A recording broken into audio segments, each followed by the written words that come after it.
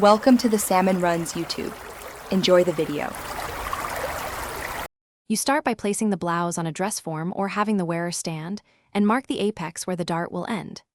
Measure from key landmarks, bust point, side seam, so the dart shapes fabric predictably.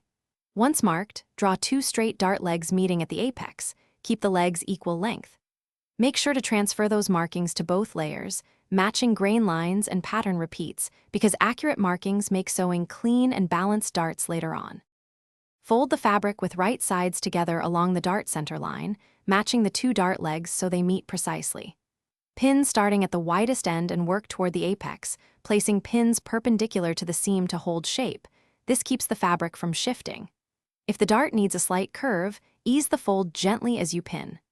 Make sure seams lie flat and that any pattern lines match, because a well-pinned dart sews true and prevents puckering. Sew the dart from the wide edge toward the apex, using even stitch length. Backstitch at the start only, then sew to within a few millimeters of the apex. Once there, knot the thread or take 2 tiny hand stitches through the point. Do not backstitch across the apex, because that can create a bulky point. Trim excess seam allowance and press the dart toward the center or down, depending on pattern. If you see puckering, repress with steam and lengthen the stitch slightly. Thanks for watching. Consider subscribing if we helped you.